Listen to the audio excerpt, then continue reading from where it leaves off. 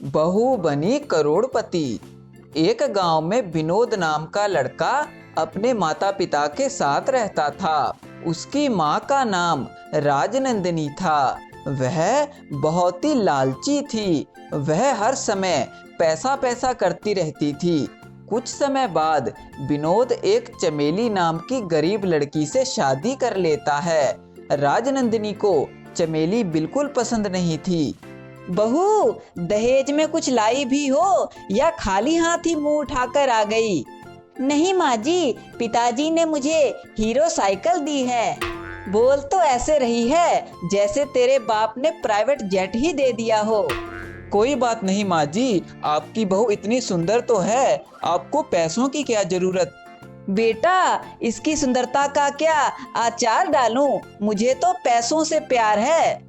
माँ जी, आपको पैसों से इतना ही प्यार है तो आप जुआ खेलना शुरू कर दो ना।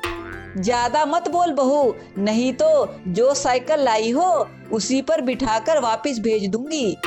इस तरह चमेली की सास उससे घर के सारे काम करवाती। चमेली को लॉटरी टिकट खरीदने का बहुत ही शौक था। पिछले महीने भी उसने एक लॉटरी टिकट खरीदी थी जिसका रिजल्ट आज ही आने वाला था। तब वे दोनों लॉटरी वाले के पास जाते हैं।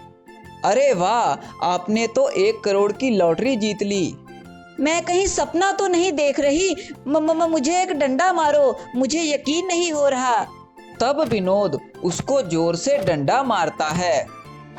लग गई। पर यह तो बिल्कुल सच है, हम करोड़पति बन गए। भाई साहब, हमारे पैसे कब तक मिलेंगे? 5 दिन बाद आपको पैसे मिल जाएंगे।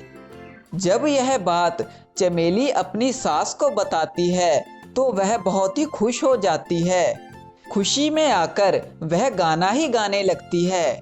मैं पैसा पैसा करती हूँ, पैसे पे मैं मरती हूँ। अब बहू मुझे जो काम कहे वही काम अब मैं करती हूँ। माँ जी, आप कहीं पागल तो नहीं हो गई?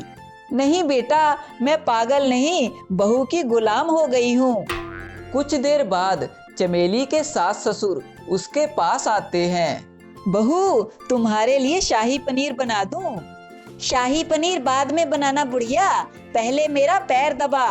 बहू, पैर तो मैं दबा दूंगी पर मेरा हिस्सा मत भूलना। बहू, मुझे भी कुछ पैसे दे देना, बहुत दिन हो गए जुआ खेले हुए। ठीक है भिखारियों, सबको पैसे मिलेंगे। अगले दिन विनोद उस ढाबे पर जाता है जहां वह काम करता है। विनोद, तू कल क्यों नहीं आया? चुप कर बेवकूफ सेठ, तेरे सड़े से ढाबे पर अब कौन आएगा? अबे, तुझे क्या चर्बी चढ़ गई? घोंचू लाल, मेरी 1 करोड़ की लॉटरी लग गई है। अब मैं चाहूँ तो तेरे जैसे 100 ढाबे खरीद लूं और तुझे उसमें बर्तन धोने का काम दूं। मैं अब तुम्हारे ढाबे के सामने एक 5 स्टार होटल खोलूंगा और तेरे सारे ग्राहकों को फ्री में खाना खिलाऊंगा। तब तेरा धंधा मंदा ही हो जाएगा। दूसरी तरफ चमेली और उसकी सास पड़ोसियों से बातें कर रहे थे। अब तो हम करोड़पति बन गए हैं, अब तो हम अंबानी के सामने उससे भी बड़ा घर बनाएंगे। अरे वाह विमला, पर यह अंबानी कौन है? आप गरीबों को क्या पता अंबानी कौन है? माँ जी, याद है ना, सुनार के पास भी जाना है सोने के बर्तन खरीदने के लिए। हाँ बहू, अब तो हम सोने के बर्तन में ही खाना खाएंगे। हाँ माँ जी, अभी तो एक हेलीकॉप्टर भी खरीदना है।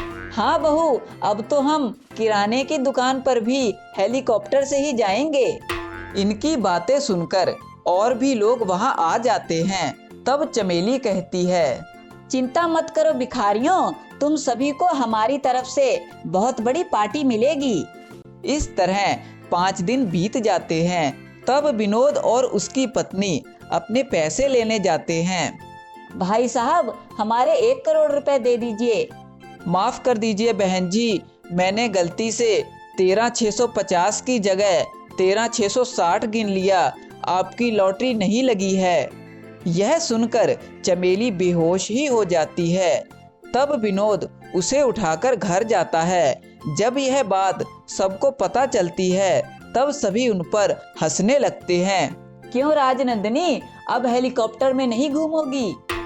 उधर विनोद अपने सेठ के पास अपनी नौकरी वापस मांगने जाता है। विनोद, उस दिन तो बहुत चौड़ा हो रहा था, क्यों बन गया तेरा 5 स्टार होटल? मुझे माफ कर दीजिए सेठ जी। तब वह सेठ उसे माफ करने की बजाय उसको डंडे से पीटने लगता है। इस तरह उनका करोड़पति बनने का भूत उतर जाता है। अगर आपको हमारी कहानी पसंद आई है तो हमारे चैनल को सब्सक्राइब करें और हमारी वीडियो को लाइक एंड शेयर करें।